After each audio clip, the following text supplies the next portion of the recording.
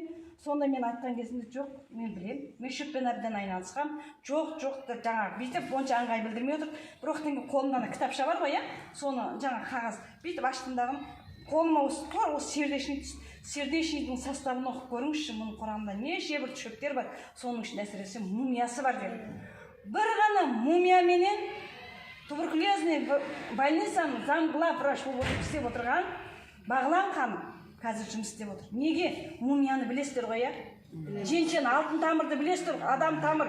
Ол Қытайда адамның тамыры, адамның өмір сыйлаушы, мысалы үшін алоэ вера деп айтамын. Болмаса прополис, инфекция бар ма, жара бар ма, кожный проблема, асқазан аурулар бар ма. Жаңа айтып өттім, мына иммунный стимулятордың ішінде жаңа өндірілген бидай, пророчный пшеница деп айтып жатыр. Ол дегенде жаңа өндіріліп келатқан бидай, мына ішке түскен пылесос, бауыр, бүйрек, өт жолдарын керемет тазалайды. 2 қабат келіншектерге беретін болса, толғату өте жеңіл болады. Мына иммунный стимулятордың составында бар. Және су модный болып кетеді ғой, жаңа босанатын әйелдерге, модный болып кетіп, ой деп атамыз ғой. Пожалуйста, сол жаңағы бидайдың жаңа өндірілген өскіні деп айтамыз. Міне осы мынаның ішінде бар. Көрдіңіз, өзбектер неге сүмәләк істейді? Сүмәләктің неден болатынын білесіздер бәріңіз, Ал бізде қазақтар неге боза істейміз? Бозаның неден болатынын білесіздер, қандай ауруға ем күшті екенін білесіздер. Міне сол мынаның составында тұр. Көрдіңіздер ме?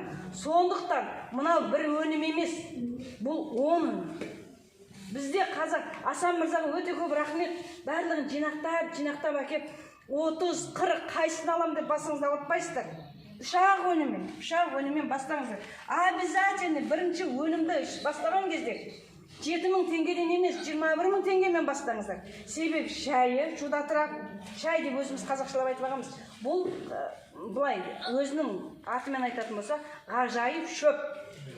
Ғажайып шөппен екінші қан сосудтарды тазалау үшін жүрек қан тамырлары менен, екінші ең кереметі антипаразитпен. Осы үшеуімен бастайсыздар.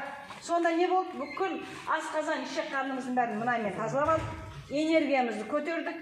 Екінші мынаймен қан тамырларымызды тазаласақ, бойымыздағы бізде 250-ден астам құрттың түрі бар. Сол құртты тазалайтын міне антипаразит. Кожный проблема барлығы құрт. Сустав ауру құрт, бауыр құрт, женский проблема, ол сама собой құрт. Бағана бас ауру деп қалды ғой, эпилепсия, бас ауру бәрі құрттан келеді.